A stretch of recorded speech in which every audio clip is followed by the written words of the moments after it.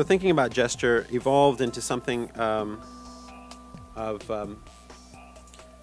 embedded thought, how thought actually is embedded into the artworks. Plantenkere is a literal version of the embedding of thought into an artwork. It's a project that investigates the impact of artificially embedded thought on plant health over time. Microcontrollers are programmed with text strings and embedded into the bases of the plants.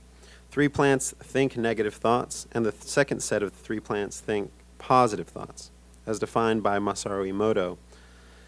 These thoughts were reappropriated for Emoto's frozen water experiments. When Emoto spoke these sentences to the water and then froze the water to analyze the formation of water crystals, Emoto states that the formation of the crystals formed the positively impacted water results in geometrically symmetric and beautiful crystals, while the negative statements impacted water results in random arrays of crystals where no symmetrical or beautiful results occurred.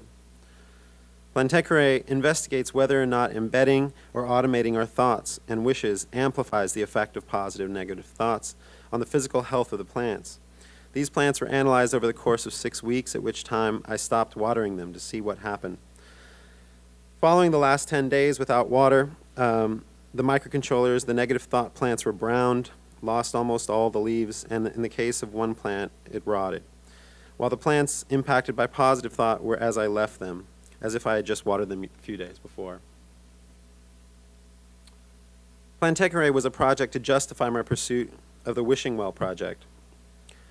Wishing Well is an international repository of wishes represented as video images and text thought bubbles sent from cell phones, emails, and social networking sites to a web server, displayed as data light projections into a physical pool filled with water that doubles as a screen. Wishing Well is both a virtual web experience and a physical interactive installation that represents and continually activates the healing wishes of people around the world. Using an OpenBSD license, the Wishing Well application collects and formats wishes for activation, pairing images of the user with their text-based wellness wish in the form of animated bubbles. Submitted wishes are stored on the web server, are downloaded from the on-site well application, and projected from the ceiling into a 4-inch shallow pool of water with a white basin. On-site visitors can sit at the edge of the well and push the floating wish bubbles around in the water with their hands like wishes.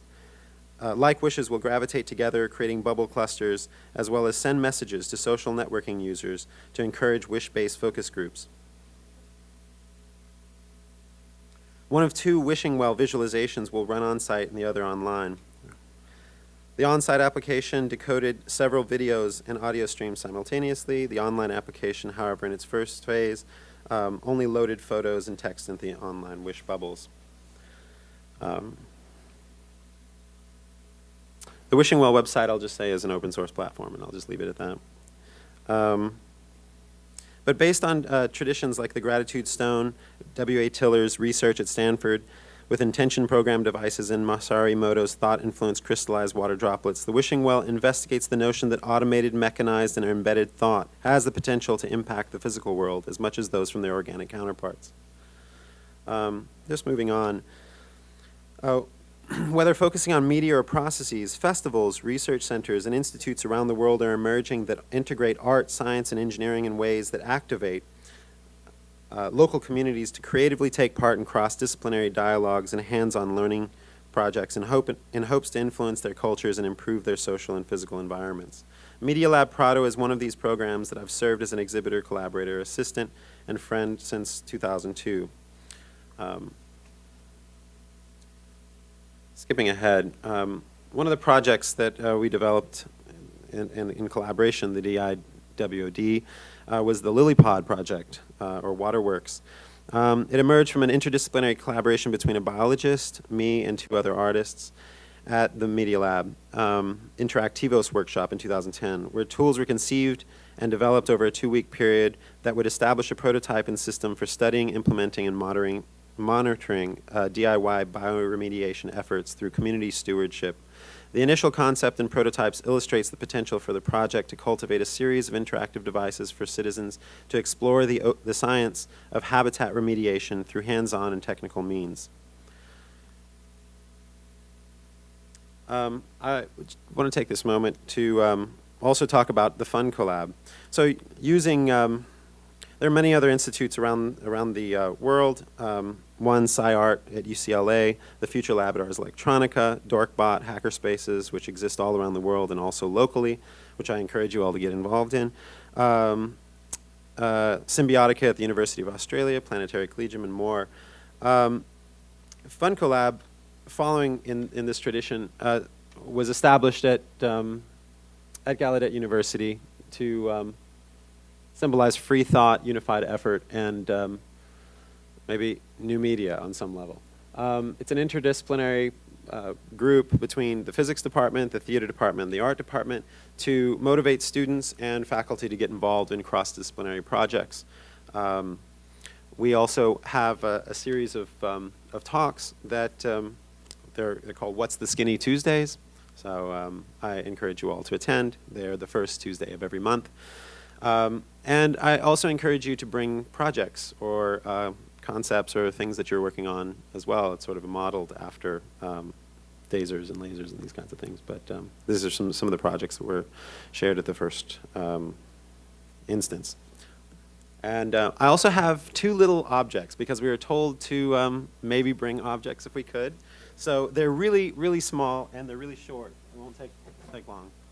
But just to sort of show how gesture can be embodied in a small little device, playfully. This is actually called an anti-socialite. So this is an anti-social bot. Can we turn the lights back up? Oh. And so I actually use this as a model for students to sort of see how a thought can be represented in a physical object through gesture. And, well, has sound output and physical sort of response based on the distances. I'm using a distance sensor, pretty simple, and available microcontroller that can be programmed at will. And anyway.